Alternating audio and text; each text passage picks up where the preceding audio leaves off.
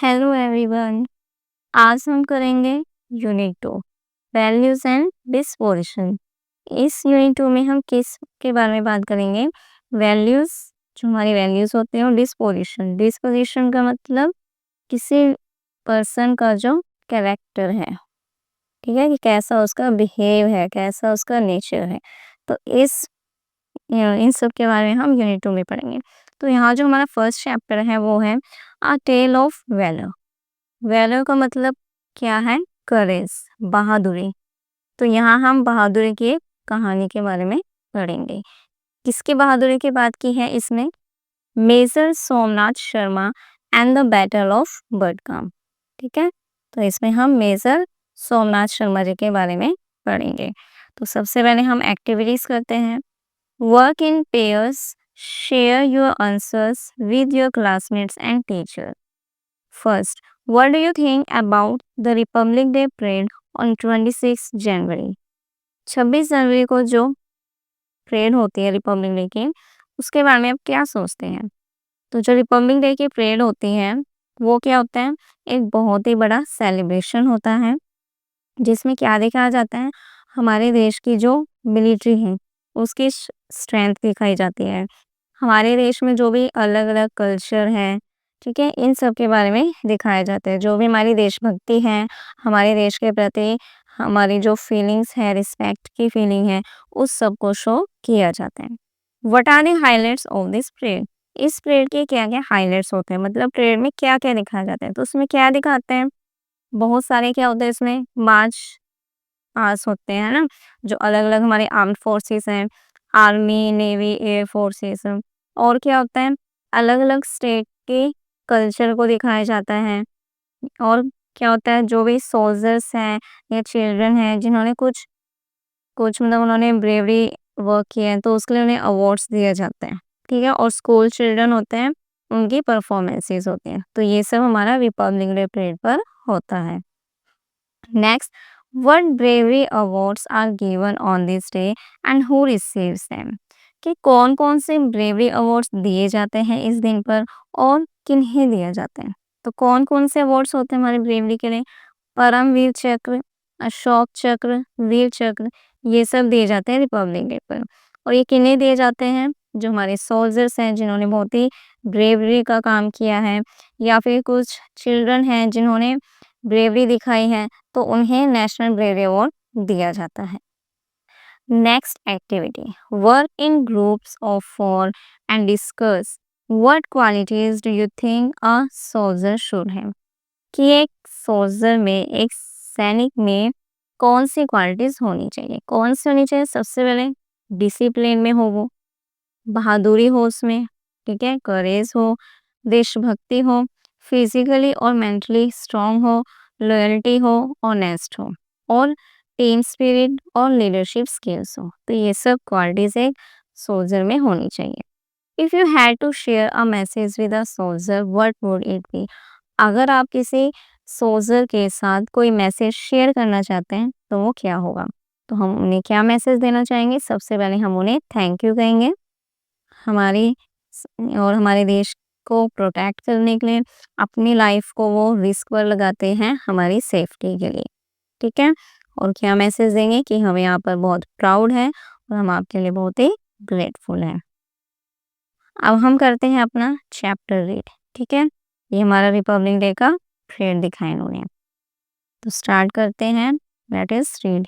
मेरा देश रे, मेरा देश हुआ रे रोशन, ले कुर्बान किया तुझे पे ये तन मन। तो ये हमें कुछ लाइंस दी है। किसकी बात हो रही है? 75th आज़ादी का अमृत महोत्सव। तो ये है मेजर सोमनाथ शर्मा जी। ठीक है, इन्हें परमवीर चक्र दिया गया था। कहाँ से बिलोंग थे ये? कुमाऊं रेजिमेंट से। ओके, तो स्टार्ट करते हैं अब। This is a tribute to the valiant major Somnath Sharma. ये हमने ट्रिब्यूट किया है, एक श्रद्धांजलि है हमारी, किनके लिए? जो ब्रेव थे, वैलियंट का मतलब ब्रेव, जो बहादुर मेजर सोमनाथ शर्मा जी थे, उनके लिए हमारी एक श्रद्धांजलि है। कौन थे Somnath Sharma ji? India's first recipient of the Paramvir Chakra. Paramvir Chakra receive करने वाले फर्स्ट पर्सन थे, whose name is etched in the annals of history, जिनका नाम एस्ड का मतलब फिक्स, परमानेंटली फिक्स, किसी की यादों में, किसी में, ठीक है। तो वो कह रहे हैं कि हिस्ट्री एनल्स, एनल्स का मतलब रिकॉर्ड्स, ठीक है, जो हमारे रिकॉर्ड्स होते हैं। तो वो कह रहे हैं कि मेजर सोमनाथ शर्मा जी का जो नाम है वो हमारे इतिहास के रिकॉर्ड्स में परमानेंटली फिक्स है। His bravery and sacrifice stand as a beacon of inspiration for generations. वो कह रहे हैं कि जो उनकी ब्रेवरी थी और जो उन्होंने सेक्रीफाइस किया था, बीकन का मतलब सोर्स ऑफ इंस्पिरेशन, ठीक है। तो उनकी जो ब्रेवरी सेक्रीफाइस थी वो आने वाली पीढ़ियों के लिए एक इंस्पिरेशन का काम करती है। At every intersection of patriotism, whether through the National War Memorial, soul-stirring patriotic songs, books, and stories recounting acts of valor, और द सेलिब्रेशंस ऑफ आज़ादी का अमृत महोत्सव।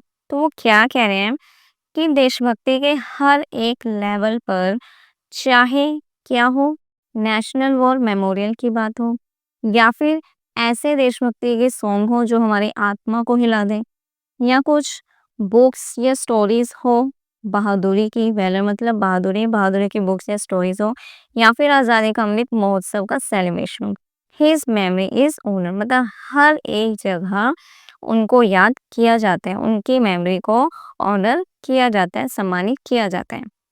Major Somnath Sharma's legacy of courage and devotion to the nation remains forever alive, forever alive।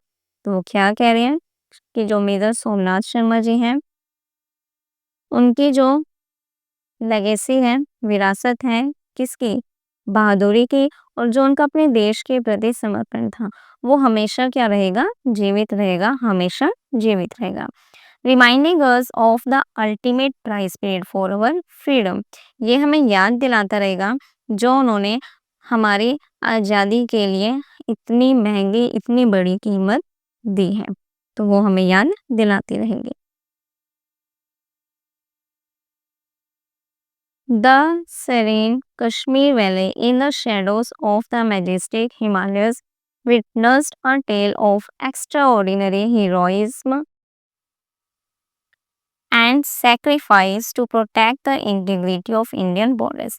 अब वो कह रहे हैं serene का मतलब शांत, ठीक है, कि majestic हिमालय, कि हिमालय की छाया में जो हमारा शांत सा प्यारा सा कश्मीर वैली बसा हुआ है, विटनेस्ड, उसने देखा है, क्या देखा है, a tale of extraordinary heroism, उसने क्या देखी, एक कहानी देखी, एक असाधारण बहादुरी की, एंड सेक्रीफाइस को देखा, to protect the integrity of Indian borders, Indian border की अखंडता को प्रोटेक्ट करने के लिए जो उन्होंने त्याग दिया, जो उन्होंने बहादुरी दिखाई, उसको किसने देखा है, कश्मीर घाटी ने अपने सामने देखा है।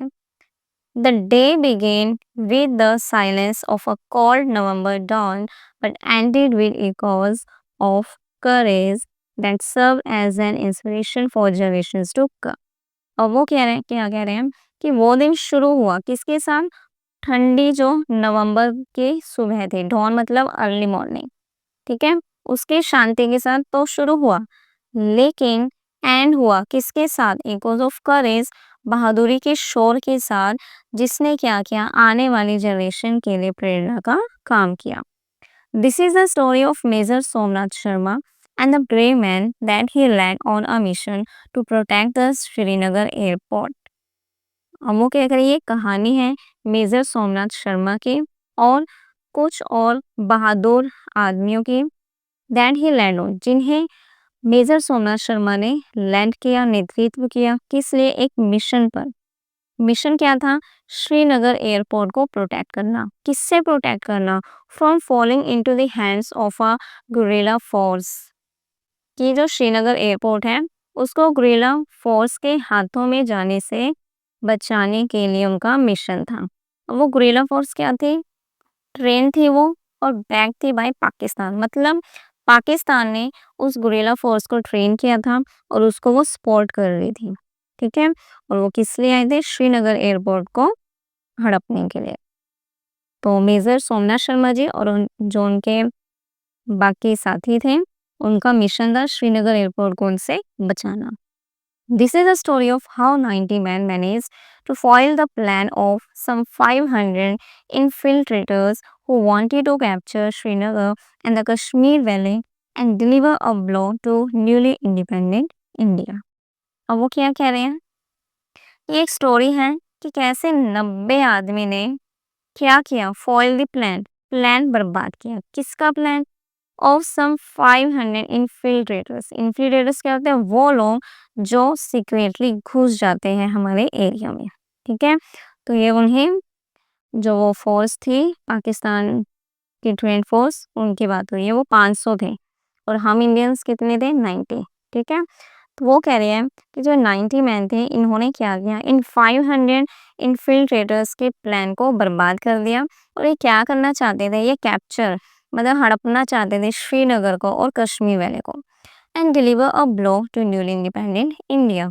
और जो हमारा नया नया आजाद देश था, उसको ये चोट पहुंचाना चाहते थे।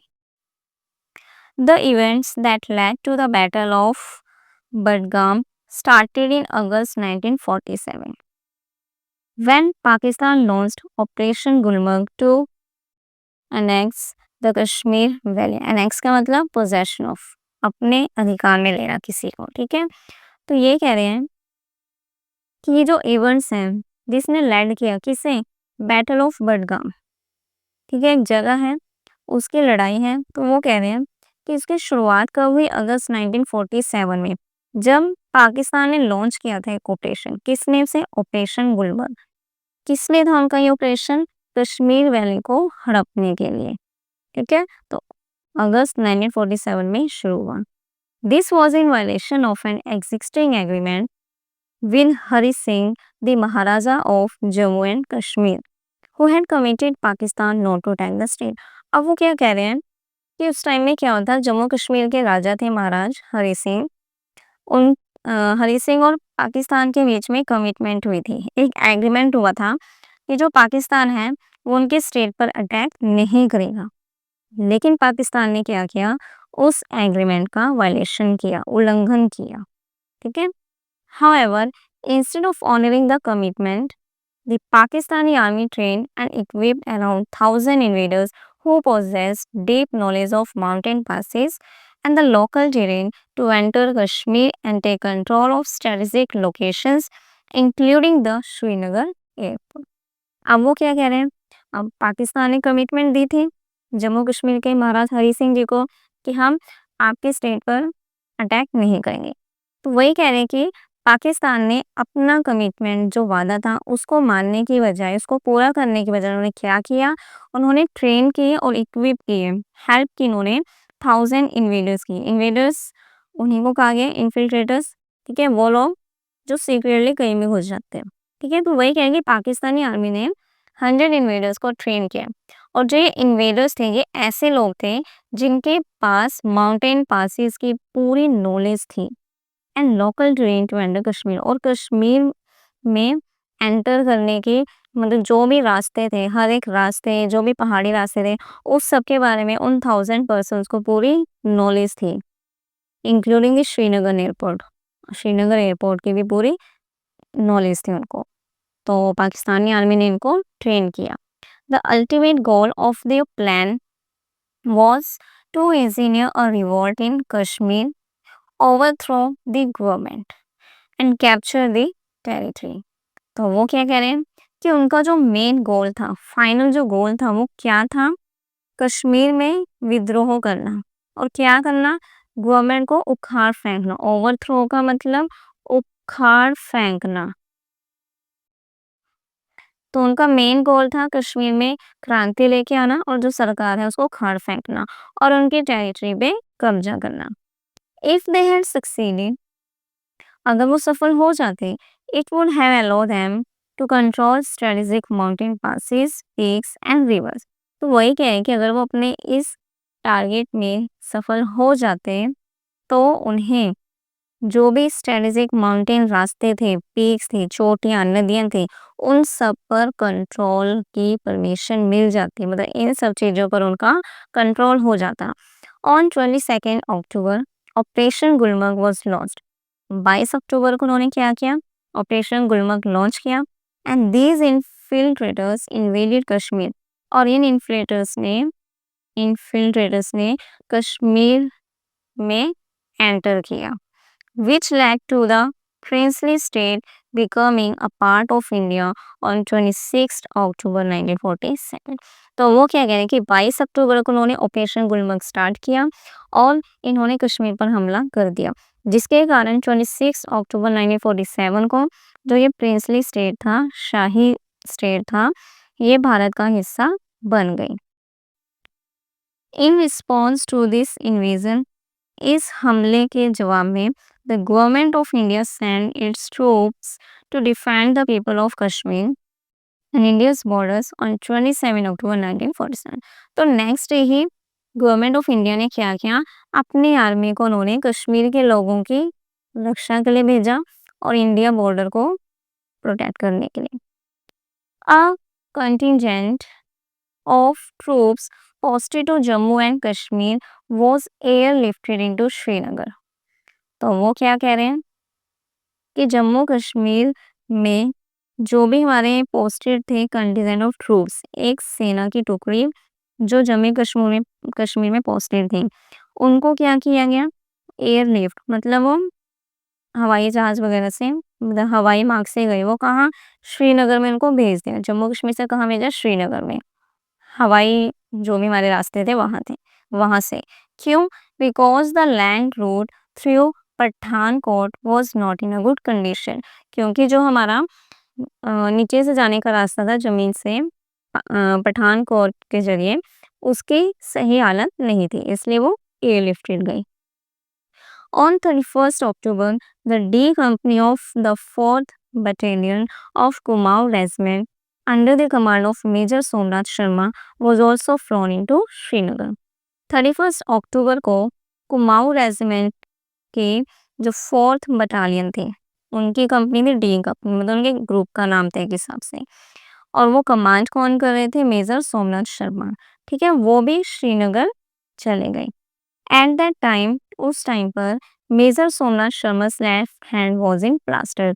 उनका जो लेफ्ट हैंड था वो प्लास्टर में था, but he insisted on being with his company while in combat. Combat मतलब फाइट, बैटल जो वाइट था। तो उनका हाथ सही नहीं था उस वक्त, लेफ्ट हैंड, फिर भी वो अपने कंपनी के साथ, जो उनके मतलब साथी थे, उनके साथ गए उस फाइट में, उस बैटल में। He knew, वो जानते थे that this mission would be very challenging, कि जो मिशन है ये बहुत ही चैलेंजिंग होने वाला है।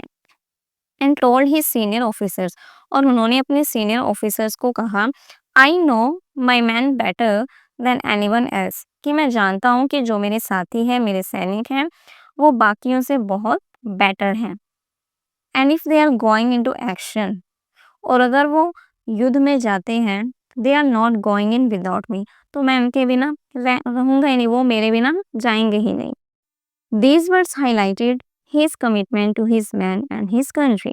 तो उनके जो वर्ड्स थे ये क्या दिखाते हैं कि कि वो अपने आदमियों के, अपने जो सैनिक थे और अपने देश के प्रति बहुत ही समर्पित थे। बिफोर देयर अराइवल इन श्रीनगर, उनके श्रीनगर आने से पहले, there had been unfounded rumors of tribal movement towards the village of Badgam, less than 5 kilometers away from the Srinagar airport। अब यहाँ क्या था? श्रीनगर एयरपोर्ट से 5 किलोमीटर से कम की दूरी पर एक विलेज था बडगाम। तो वो कह रहे हैं कि श्रीनगर पहुंचने से पहले बडगाम गांव की ओर किसकी रूमर्स, अफवाहें फैली थी? ट्राइबल मूवमेंट के। ठीक है, ये मूवमेंट फैली हुई थी, जो जनजातियां मूवमेंट होती है, उनकी अफवाहें फैली हुई थी। अनफाउंडेड मतलब जिसका कोई लॉजिक नहीं होता। ठीक है, तो बेफालतू की अफवाहें फैली हुई थी। The village was on a higher altitude than the airfield. जो वो गांव था वो एयरफील्ड से काफी ऊंचाई पर था। हाई एल्टीट्यूड मतलब बहुत ही ऊंचाई पर था। And access was through the village, और वहां जाने का जो रास्ता था वो गांव से होकर जाना पड़ता था। Hence it was important for Indian forces.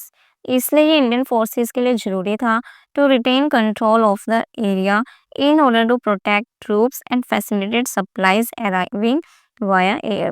तो वो कह रहे हैं कि इसलिए इंडियन फोर्स के लिए जरूरी था कि वो उस एरिया में अपना कंट्रोल बनाए रखें, और कंट्रोल इसलिए बनाए रखें ताकि उन्हें टाइम पे हवाई मार्ग के जरिए जो भी उन्हें ट्रूप्स जो उनके ट्रूप्स हैं उनको प्रोटेक्शन मिलती रहे, और उन्हें जो भी जरूरी सामान है वो सप्लाई होते रहे।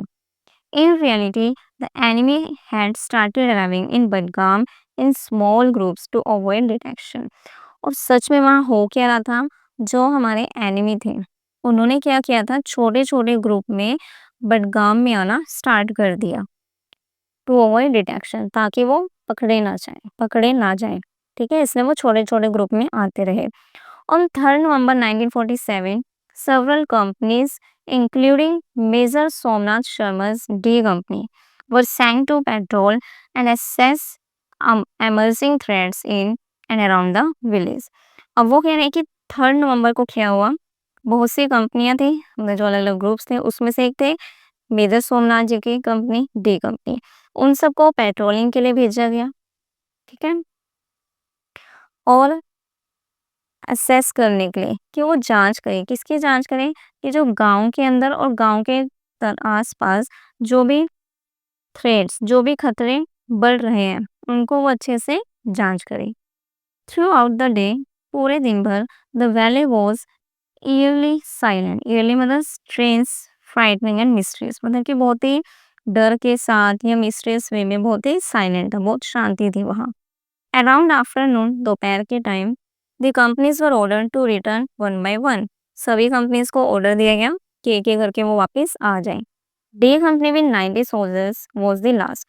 सबसे लास्ट में किसने आना था, डे कंपनी ने, जिसमें 90 सोल्जर्स थे।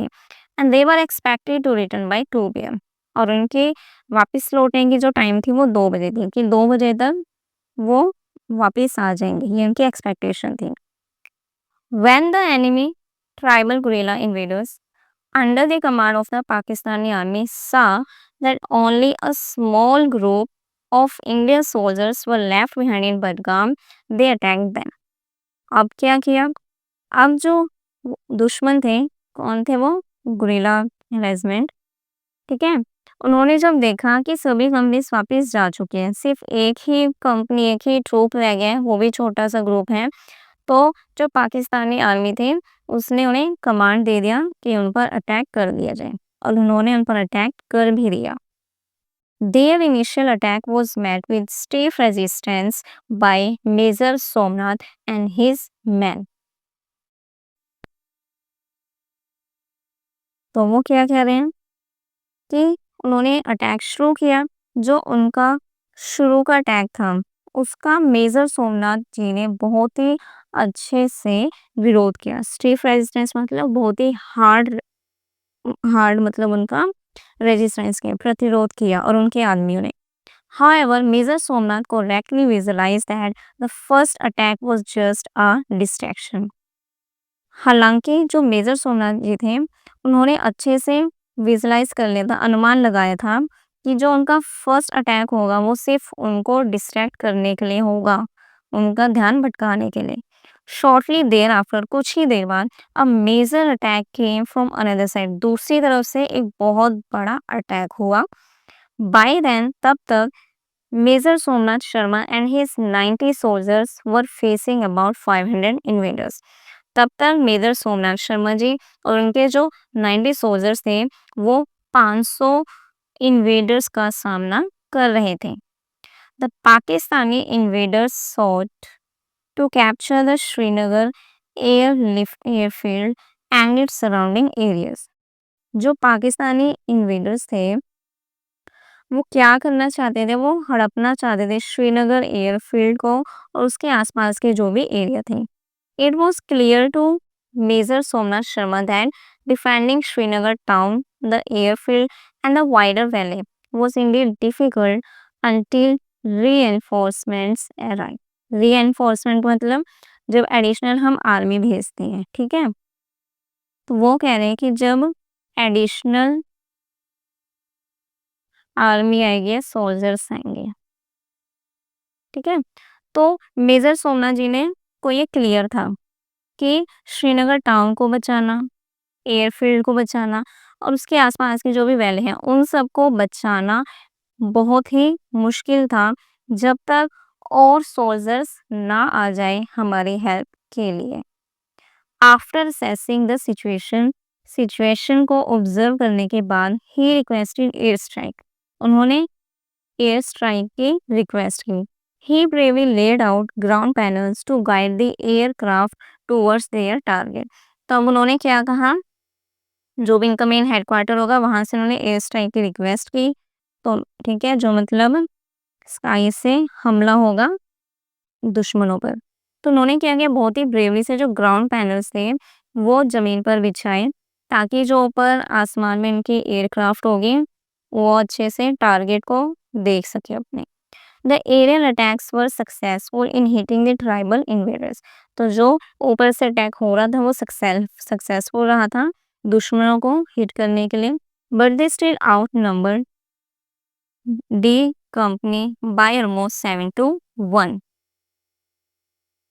तो वो कह रहे हैं आउट नंबर का मतलब बहुत ज्यादा होना, ठीक है, तो वो कह रहे हैं कि वो सफल तो नहीं हिट करने में, लेकिन वे अब भी क्या थे, बहुत ही ज्यादा संख्या में थे। कौन? दुश्मन। डी कंपनी से तो बहुत ज्यादा थे। कितने ज्यादा? ऑलमोस्ट 7-1, मतलब 7 गुना ज्यादा थे वो हमसे। One attack on the positions occupied by major Somnath man continued. इसलिए जो मेजर सोमनाथ जी के सैनिक थे उन पर भी हमला हो रहा था लगातार। Vastly outnumbered and facing devastating fire. तो वो कह रहे कि वो बहुत ज्यादा थे दुश्मन, और लगातार हमारे जो सैनिक थे उन पर फायरिंग हो रही थी, गोलीबारी हो रही थी, वो उनका सामना कर रहे थे। And major Somnath Sharma and his man stood resolute. और जो मेजर सोमनाथ शर्मा जी थे और जो उनके आर्मी थे वो बहुत ही रिजोल्यूट थे, बहुत स्ट्रांग बने रहे। The air was thick with the sound of gun fire and the cries of battle. कि जो हवा थी वो उसमें पूरी तरह से गन फायर की आवाज भरी हुई थी, और जो बैटल की, जो युद्ध की चींखें थी वो सब हवा में बसी हुई थी। But major Somnath Sharma's voice cut through the chaos, urging his men to fight with tenacity and valor।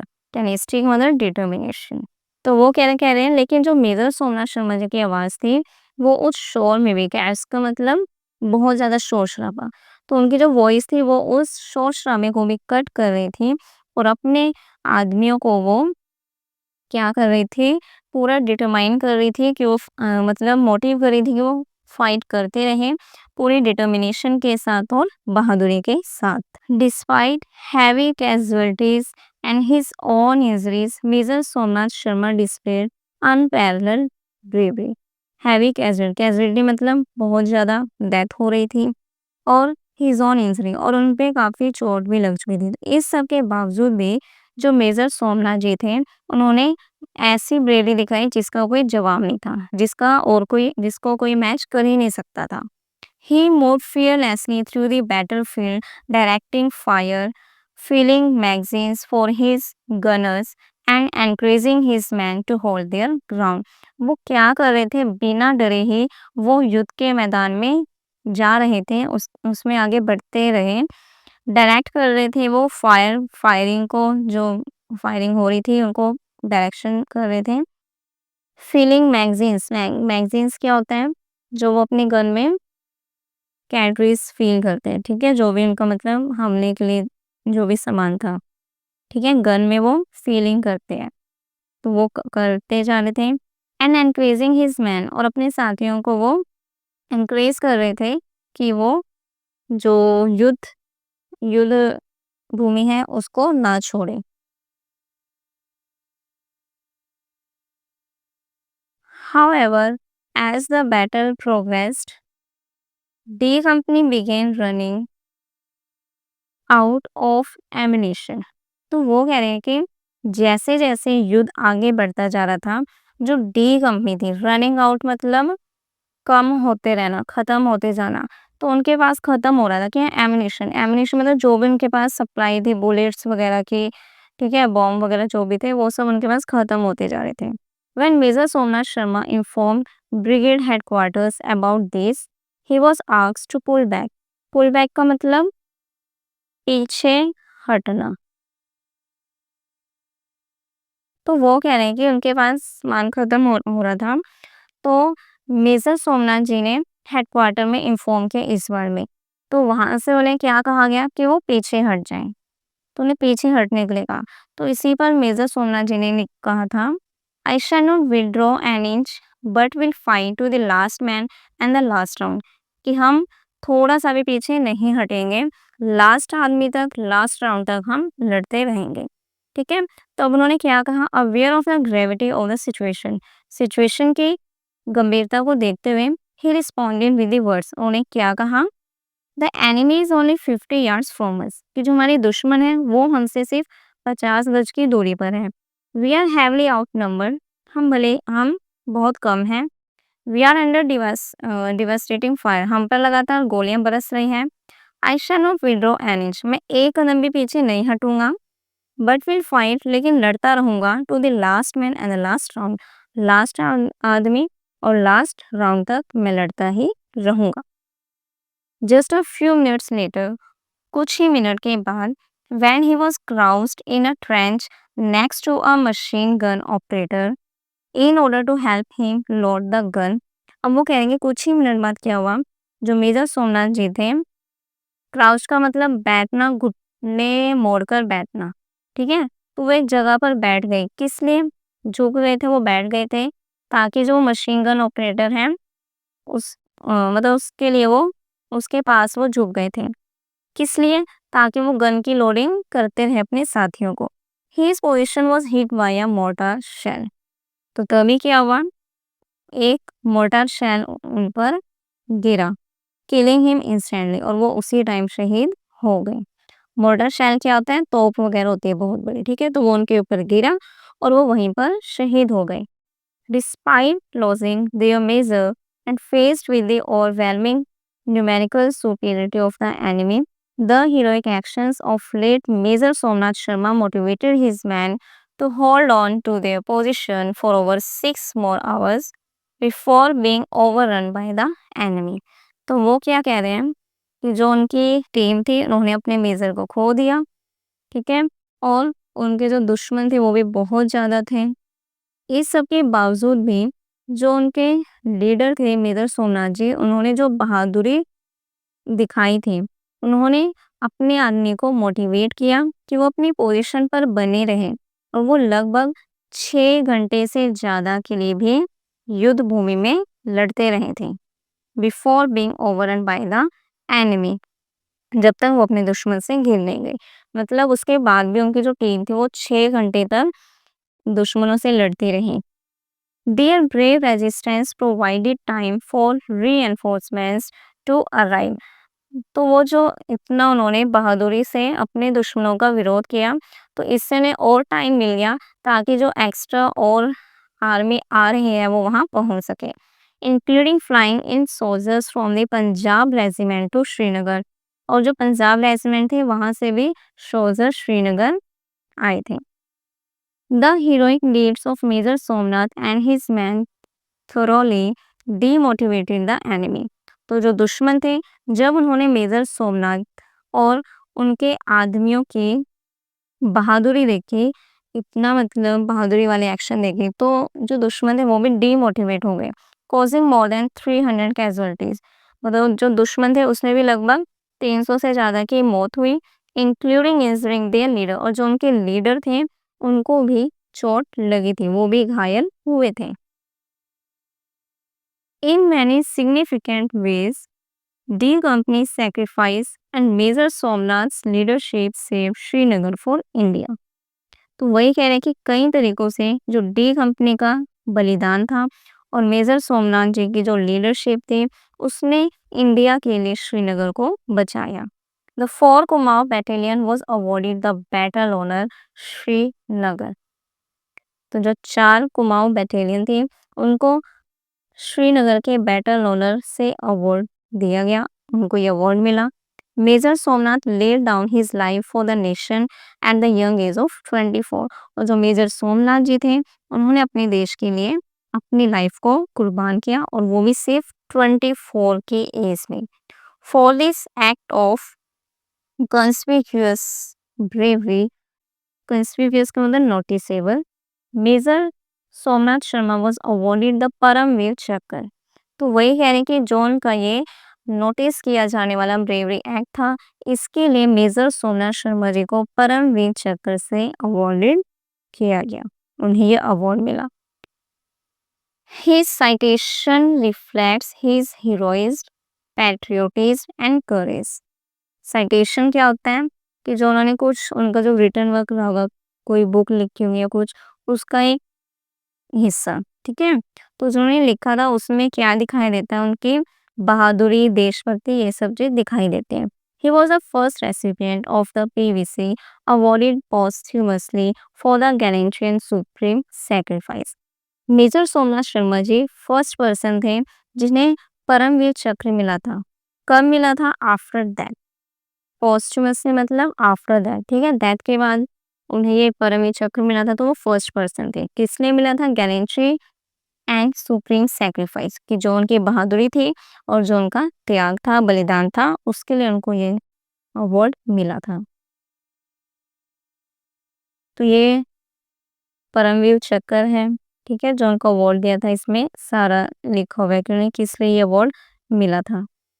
We have delve into मतलब पूरी तरह से जांच पड़ताल करना, इन्वेस्टिगेट करना, एग्जामिन करना किसी चीज को, ठीक है। तो वो कह रहे हैं कि हमने एग्जामिन किया how the events of 3 November 1947 played out, कि जो उस दिन 3 नवंबर को जो भी हुआ था उसको हमने अच्छे से एग्जामिन किया। It is also worth knowing more about the early life of major Somnath and the events that led him to make the ultimate sacrifice for the nation. तो वो कह रहे हैं कि हमारे लिए ये जानना भी जरूरी है कि जो मेजर सोमनाथ जी थे उनकी शुरू की लाइफ कैसी थी और ऐसी क्या कौन सी बातें थी जिन्होंने उन्हें अपने देश के लिए सैक्रिफाइस करना सिखाया। तो अब हम उनके बारे में पढ़ते हैं। Born on 21 January 1923 in the picturesque town of Dad in Kangra, Himachal Pradesh, Somnath Sharma belonged to a family with a rich military legacy। तो वो कह रहे हैं कि उनका जन्म कब हुआ था? 31 जनवरी 1923 को। कहाँ हुआ था? हिमाचल प्रदेश के कांगड़ा डिस्ट्रिक्ट के। पिक्चर्स मतलब क्या है? बहुत ही सुंदर, अट्रैक्टिव, ब्यूटीफुल। तो वहाँ का एक बहुत ही अट्रैक्टिव और ब्यूटीफुल टाउन था, ठीक है, कांगड़ा डिस्ट्रिक्ट में दाड़, ठीक है, वहाँ उनका जन्म हुआ था। और वो एक ऐसी फैमिली से बिलोंग करते थे जो शुरू से ही मिलिट्री से जुड़ी हुई थी। His father, Major General Amarnath Sharma, had served the nation with distinction। उनके जो फादर थे मेजर जनरल अमरनाथ शर्मा जी, इन्होंने भी देश के लिए बहुत सेवा की थी। Young Somnath was also deeply inspired by the valorous tales, मतलब बहादुरी वाली कहानियां of the Mahabharat imparted to him by his grandfather। कि जो यंग सोमनाथ थे वो महाभारत की कहानियों से भी प्रेरित हुए थे और ये कहानियां उन्हें उनके दादाजी ने सुनाई थी। From his early education at Sherwood College, Nainital, to his rigorous training at the Royal Military College, Sandhurst, Major Somnath Sharma's life was a testament to discipline and dedication। अब वो कह रहे हैं कि उन्होंने कहाँ कहाँ स्टडी की। अर्ली एजुकेशन की उन्होंने नैनीताल के शेरवुड कॉलेज में, फिर उसके बाद उन्होंने बहुत ही स्ट्रिक्ट ट्रेनिंग ली। कहाँ? रॉयल मिलिट्री कॉलेज सैंडहर्स्ट में। तो वो वही कह रहे हैं कि अर्ली एजुकेशन से लेकर ट्रेनिंग तक उनकी जो लाइफ थी वो पूरी तरह से क्या थी? डिसिप्लिन और डेडिकेशन से भरी हुई थी। Commission in the 8th battalion 19th Hyderabad regiment in 1942, he served with distinction during World War II in Arakan campaign in Burma. तो वो क्या कह रहे हैं कि वो आर्मी में कब आए थे 1942 में, ठीक है। 8th बटालियन थी 19 हैदराबाद रेजिमेंट। उन्होंने एक बहुत ही अपनी विशेष सर्विस दी कि इस टाइम जब वर्ल्ड वार 2 हुआ था। और कहाँ हुआ था ये? Arakan campaign in Burma. तो वहाँ भी उन्होंने सेवा करी थी। Early mentions in dispatches for his bravery. और इसके बारे में भी जो डिस्पैचेस हैं, डिस्पैचेस क्या होते हैं? जो मिलिट्री अफेयर होते हैं उनके रिपोर्ट्स होते हैं, ऑफिशियल रिपोर्ट्स। तो उसमें भी उनका नाम ऑलरेडी मेंशन है। However, it was during the Indo-Pakistan War of 1947-48, particularly in the Battle of Vadgam, that the legacy of Major Somnath Sharma was truly forged. Forged का मतलब बहुत मजबूती से फिक्स है। तो वो कह रहे हैं कि हालांकि जो 1947 और 1948 के दौरान इंडो पाकिस्तान का वार हुआ था, स्पेशली जो वडगाम की लड़ाई हुई थी, उसमें मेजर सोमनाथ शर्मा की जो बलिदान है, सैक्रिफाइस है, उसको ट्रूली फोर्स किया गया, उसको अच्छी तरह से दिखाया गया है। The life and sacrifice of major Somnath Sharma embody the highest ideals of duty, honor and patriotism। तो वही कह रहे हैं कि जो मेजर सोमनाथ शर्मा जी थे, उनकी जो लाइफ थी और जो भी उन्होंने सैक्रिफाइस किए हमारे देश के लिए, ठीक है। तो ये सब क्या थे? उनके अच्छे आदर्शों को दिखाते हैं। कौन कौन से आदर्श? ड्यूटी, जो उनकी जिम्मेदारी थी, ऑनर, सम्मान और जो भी देशभक्ति थी, इन सब आदर्शों को दिखाते हैं। He has been a source of inspiration for soldiers and citizens alike. वो अपने सैनिकों के लिए और नागरिकों के लिए एक प्रेरणा का स्रोत रहे हैं। Most importantly, his story is a reminder of the sacrifices made by countless men and women in defense of the motherland and highlights the profound sense of duty that inspired them। सबसे जरूरी बात क्या है कि जो उनकी कहानी है वो याद दिलाती है किसको? सैक्रिफाइस। किसके सैक्रिफाइस? जो दूसरे अनगिनत आदमी और औरतों ने अपने मदरलैंड की सुरक्षा के लिए सैक्रिफाइस किया। और हाइलाइट्स करते हैं ड्यूटी कि उनके क्या कर्तव्य हैं और उन सबको उन्होंने इंस्पायर किया है।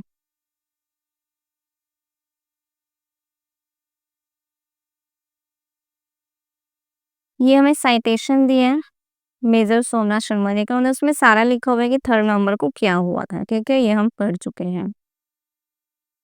Next, in the quiet of Kashmir valley, कि कश्मीर वैली की शांति में, where the echoes of D company's battle with infiltrators have long since faded.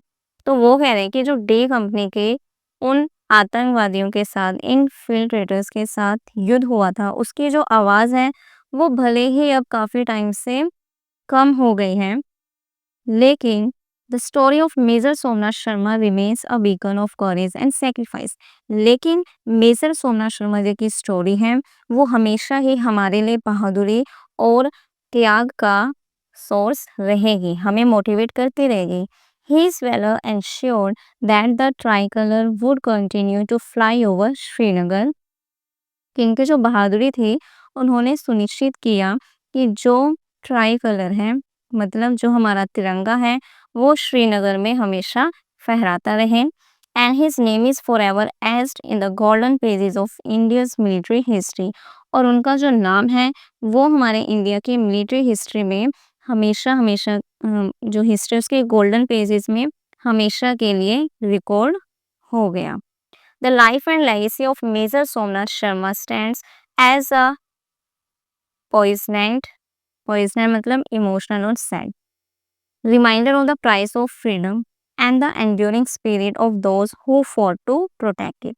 तो वो कह रहे हैं कि मेजर सोमनाथ शर्मा जी की जो लाइफ थी, जो ये उनकी रियासत थी, ये हमारे लिए एक बहुत ही पेनफुल रिमाइंडर रहेगा किस चीज़ का? कि इन्होंने हमारी आज़ादी के लिए ये कीमत दी। And the enduring spirit of those who fought to protect it. और वो जिन्होंने हमें बचाने के लिए लड़ाई लड़ी। His story marked by selflessness and bravery will continue to inspire and guide generations to come ensuring that his sacrifice is never to be forgotten. उनकी जो स्टोरी है जिसमें निस्वार्थ भावना और बहादुरी को दिखाया गया है, ये आगे चलकर इंस्पायर करेगी, मार्गदर्शन करेगी आने वाली जनरेशंस का, और वो इंश्योर्स करती है कि जो उनका सैक्रिफाइस है उसको कभी भी भुलाया ना जा सके। His name is etched on the honor wall of the National War Memorial. Major Somnath Sharma ji का जो नाम है वो नेशनल वॉर मेमोरियल के ऑनर वॉल पर भी रिकॉर्ड है, जहां हम सभी शहीदों का नाम दर्ज करते हैं, उसी ऑनर वॉल पर मेजर सोमनाथ शर्मा जी का नाम भी फिक्स है। तो ये हमारा वही, ठीक है, ऑनर वॉल है। इसमें देखो ये रहा मेजर सोमनाथ शर्मा जी, ठीक है, परमवीर चक्र मिला है और किस रेजिमेंट से थे वो, फोर्ट कुमाऊं से, ठीक है। तो ये उनका नेम है, ये इनको जो मेडल ऑफ ऑनर मिले थे, तो आगे इन्होंने ये हमारे देश का लिखा है। तो ये स्टोरी देशभक्ति की थी, मेजर सोमनाथ शर्मा जी जिन्होंने हमारे देश की रक्षा के लिए खुद को शहीद किया, ठीक है। तो अब हम मिलेंगे नेक्स्ट वीडियो में नेक्स्ट चैप्टर के साथ। बाय।